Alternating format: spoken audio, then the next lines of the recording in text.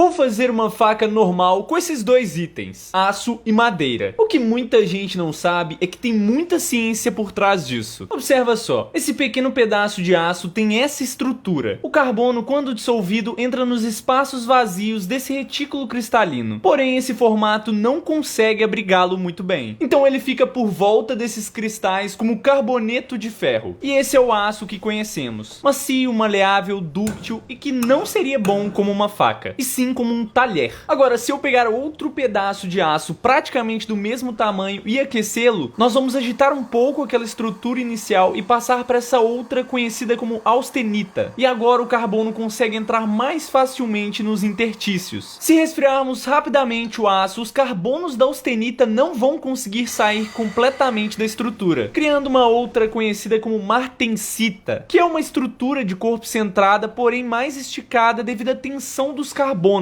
Essa é absurdamente dura e quebradiça. Para fazer a faca, precisamos de um aço com propriedades intermediárias a esses, nem muito macio e nem muito duro. Então vamos fazer o seguinte processo: produzir a martensita e posteriormente levar o aço ao forno por 2 horas em 200 graus. Isso vai fazer com que parte desses carbonos que causam a tensão saiam, formando em partes ferrita e cementita. Isso de maneira bem simplificada. Olha como o aço final ficou a combinação perfeita dos dois juntos. Quanto maior a temperatura do revenimento, menor vai ser o teor de carbono na martensita e mais macio vai ser o aço. Agora é só alegria. Peguei uma chapa, fiz o desenho de uma lâmina e rapidamente cortei. Vou aproveitar a maciez do aço agora para deixar a lâmina quase pronta. O aço é uma liga metálica de ferro e carbono, com teores de carbono entre 0,008 a 2,11%. Com mais carbono que isso, teríamos o ferro fundido. Podemos ter junto elementos ligantes que garantem outras propriedades para o aço. Por exemplo, o cromo. Esse na composição consegue criar uma película de óxido protetora que impede a atmosfera de oxidar o ferro. O óxido de ferro não é capaz de formar essa película, já que é completamente poroso e quebradiço, característica da ferrugem. Eu soldei a lâmina em um tubo maior para levar até a forja com facilidade. Para evitar trincar, a taxa de resfriamento tem que ser mais baixa em comparação com a água. Isso significa que temos que resfriar mais devagar. E foi pensando nisso que eu peguei o óleo mineral que usa uma bomba de vácuo. Não tem problema nenhum ser usado. Agora nós vamos aquecer a lâmina na forja e eu vou levar no óleo apenas o fio da faca. Assim a parte mais dura fica ali onde de fato eu preciso. É bom agitar um pouco para o resfriamento não ser tão lento assim. Lembrando que cada aço tem uma temperatura ideal de têmpera e não é bom passar muito dela. Quando o aço se encontra na estrutura austenítica, ele não é atraído por um ímã. Então pode ser um parâmetro a se utilizar. Lembrando que você não deve aquecer excessivamente o aço, porque ele também não vai ser atraído por um ímã. Dá pra ver que a têmpera foi um sucesso pela passagem de uma lima sobre a lâmina. Ela não consegue arranhar a faca, porque ela é tão dura quanto a lima, que também é temperada. Agora, para o revenimento, levo para o forno por 2 horas e já podemos começar a fazer o fio da faca. Mas antes, vamos fazer o seguinte teste. Esse aqui é o aço que eu usei para fazê-la, e eu vou tentar arranhá-la com ele. Esse aço só é capaz de retirar a camada escura de oxidação. Como podemos observar, nada aconteceu. Agora, se eu fizer o contrário, bem, não posso dizer o mesmo. Dureza tem relação com a capacidade de um material arranhar outro. Portanto, podemos dizer agora que o processo de têmpera foi um sucesso. O material é perfeito para ser uma faca. O complicado agora é lixar algo tão duro. Eu tive que comprar esse esmeril, senão ia demorar tempo demais. Lembrando que a faca não pode, em hipótese alguma, superaquecer nessa etapa. Caso contrário, vamos perder todo o processo de têmpera. É pensando nisso que vou sempre molhando em água até finalizar todo o fio. Fui até a lixa 2000 e quando olhei para a faca me deparo com um espelho. Agora a base é a mais fácil de todas. Eu escolhi a madeira Kumaru por ser densa e bem resistente. Lixo ela muito bem e em seguida passo verniz para dar uma cor mais intensa e preservar a textura da própria madeira. Com ela pronta, agora é só fixar corretamente a lâmina sobre a base. Para colar eu usei resina epóxi da Red Lease. Eu sei que não é o ideal, mas funciona muito bem. Coloquei bastante para garantir firmeza eterna. E depois de um dia, a faca estava prontinha. Esse foi o fio mais fino que eu já fiz. Eu nunca vi algo cortar